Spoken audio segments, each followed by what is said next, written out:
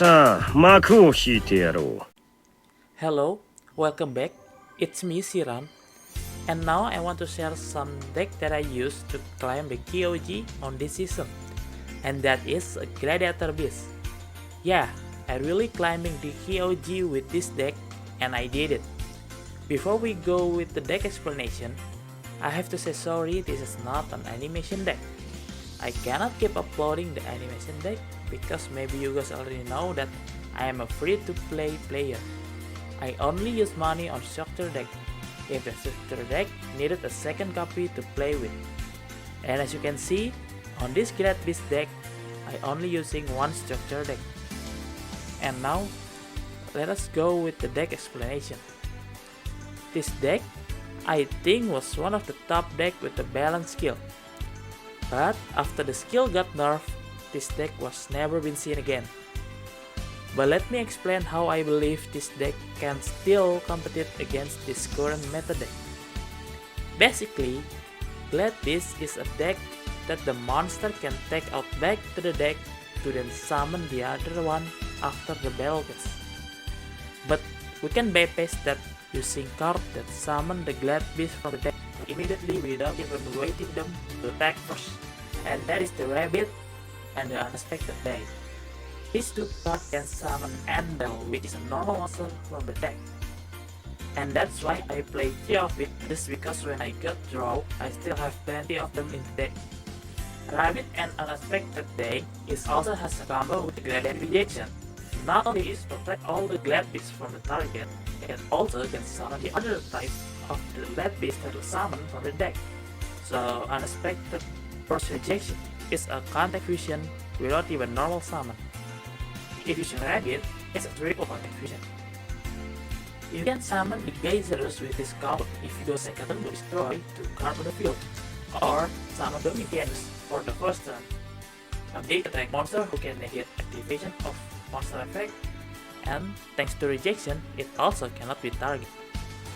Now for the other Glad Beast monster, I play a single Vespasius just because I don't want to draw it. But if you draw it, it can easily summon with its own effect on the damage for the Glad Beast monster battle. Then it boosts a monster you control by 500 attack. And it's also the main material for the Domitianus. Next, I play a single Darius. Darius is a monster reborn for the Glad Beast monster. It helps you spam back in the field to then return back to the deck contact fusion deck. Next, I play a single Equeste. Equeste is a recover for any Glad Beast card. Too bad it cannot recover the rejection because rejection is not a Glad Beast card. Next is Laquery. I like to play it because it's a big attack Glad Beast monster that can take out. It also is material for Heraclinos, a Glad Beast who can keep negating activation of the spell trap as long as you have the cost for it. But Heraclinos cannot take out, so it's the worst part of it. Next is the Bestiary. Bestiary is the best one for me, and that's why I play 3 of it. Not only it's a main material for Geysers, it also can remove the backdrop. Be careful, this card effect is a mandatory, so you have to destroy its spell trap on field. Now the Secretary. I do play this because it's a draw power for the deck. You don't want to have a multiple copy of the Glad Beast monster on your hand because you can only normal summon it once. And I think this guy is the solution for it. Now for the spell trap, I play 2 copies of Respite just because like I said before, you don't want a multiple copy of monster that you can't play it. And that this card is another solution for it. Next is the Charge, who can destroy a face-up monster on the field up to the number of Glad Beast you control with different name. This is a good trap and I think 2 is enough. And it can recover with the Equest. The last Glad Beast card I use is the Warp Shadow. I only play 1 copy because I only buy 1 structure deck. If you have more, I recommend playing 2 copies of it. It's a strong counter trap who can negate the activation of monster. And like a charge, it also can be recovered with Equeste. The other spell trap is a staple for this deck. You can use any staple you have to play this deck, just to max out the number into 30 cards on deck. But the cards, it's because I think there are some cards that don't want to see it on the opening hand. And you don't want to see it more than once per duel. I was trying to play this deck around 22 to 25 cards, and I always have multiple auto rejection and unexpected day, and I don't like it. Said that, having much staple is also supporting this deck. You can also play this as going second to red and spear. I tried and it also worked very well. Now for the remaining extra deck, I play narrow queues just to stop and summable trap. It's basically army-based effect, but the best effect that I like about this card is it cannot be destroyed by battle. So I think if you have no choice than to fusion summon this card on the first turn, it's fine. Next, the Ascendary. I basically play this card just to shuffle back some Glad Beast on the deck because it's a generic. The last two cards for the extra deck is a generic rank 4 XYZ, but you can play any rank 4 you have. But I think Malevolent and the Herald Patriots are the best one. For skill, I play the Tide of Binds just to boost up more of the time. You can also use this in draw for this deck. And that's it for the deck.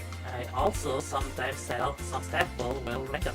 I also use cards like Stygian Dirge to stop the meta, sometimes Void Trapple to stop some cards like Gladiator, and also some Floodgate to stop the uncuttable cards like Luna like Saturn. And now, let's go to some replay and hope you enjoy it.